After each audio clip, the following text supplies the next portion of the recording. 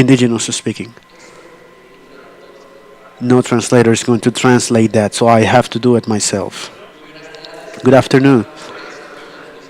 Receive a warm greeting from San Pedro de Laguna, a pioneer municipality in eradicating the use of plastic, like plastic bags, straws, which have caused a domino effect in my country. And I imagine that's the reason why I am here today. Thanks for the invitation. We have short time, so let's summarize. I am really happy to be here. How did we achieve that? How did we achieve to get the municipality that is a pioneer in demonstrating that it is possible to live like the grandparents lived, like the ancestrals did? Today we have heard many expositions which make the whole for my municipality. We started this based on the necessity of saving the last resource of the planet. Yes, it is like that. You have heard it very well. Save the last resource of the planet. Who is the last resource of the planet? It's you. It's me. We have the responsibility of saving the last resource of the planet. But between saving the last resource of the planet and the environment, we have a beautiful link which is called Lake of Atitlan, which corresponds to us to take care, since it has been the potential axis of the economy of this country and of course of my town. But we have to make sustainable tourism, because we cannot lose the gold mine that we have with so much beauty, so much. At some point 2 years ago I received a lawsuit in a constitutional court because they said that I was crazy at some point when I was prohibiting the use of plastic bags and these straws. They said that I was crazy. Today 80% of my town is crazy because they have turned into a town's project. Of course, I imagine that we put the norm, but without the rush in, but without the intention of these people of wanting to do this change, it wouldn't have been granted to me. That this medal wouldn't have been granted to me in this same place. But the applauses is for that people, because they own this project, in which they save the necessity of what the grandparents taught us. Of course, I also have to say that we recycle, and we do have education. We separate from the generation of trash. We use 2 containers, 2 deposits, 2 bags, but not 2 sacks, not 2 bags. We separate them from what is organic and what is recyclable.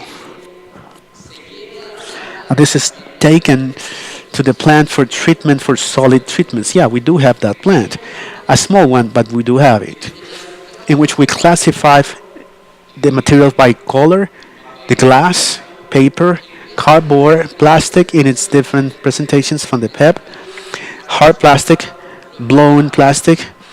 We wrap it together and we commercialize it. We don't make ourselves millionaires.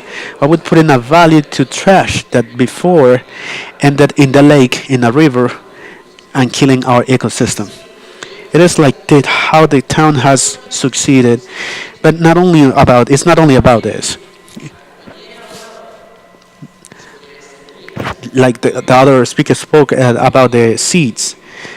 Nowadays, the municipality to the organizations is about to make a municipal agreement in which we're going to prohibit any concept that is not the original seed of the municipality, because the seed, if it continues to exist, to what we can call to the resilience.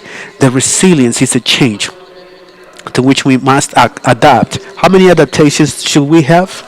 How many times should we speak about the same? How many times will we have to have summits about the environment, about global warming?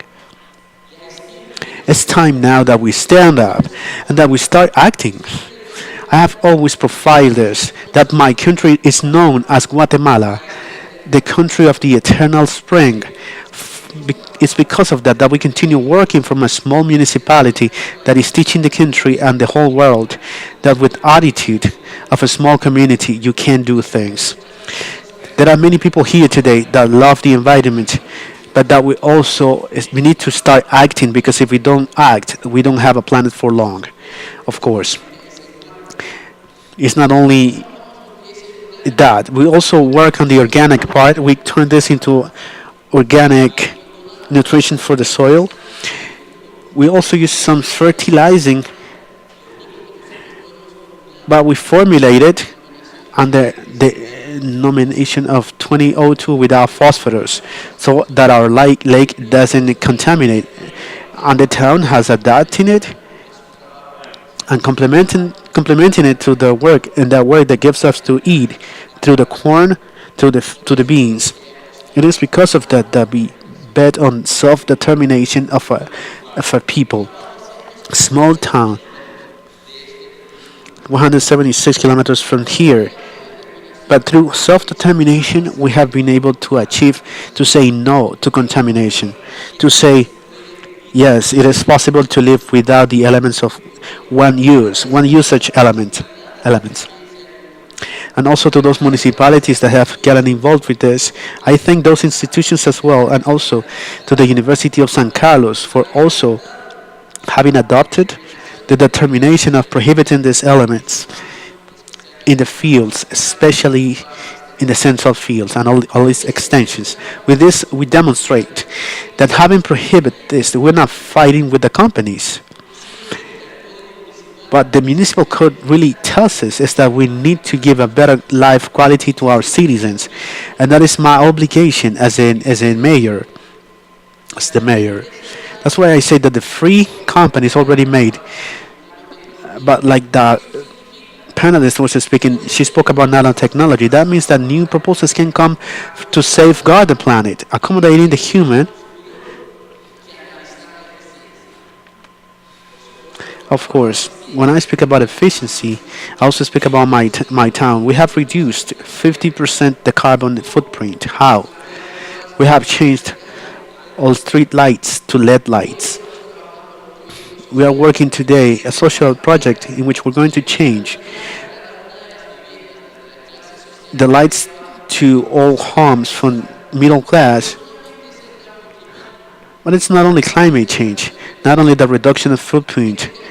At the moment that the billing can be below of what he makes, he will have a better life quality, because with that he will be able to buy an egg, one more egg, to be able to feed 5 children, because before 5 would eat one egg. This is something complete. This is something that comes from the environmental part, the social part, but especially the cultural part. The cultural part comes from our very roots, because as Mayans that we are, and indigenous peoples that we are, we consider that yes, we can live just like our grandparents live. There's much to say, there's much to talk about. I just want to thank each one of you for being part of this change, to give you thanks for taking into account this country that needed it so much, to rescue this great country called Guatemala, the country of the eternal spring. Thank you very much.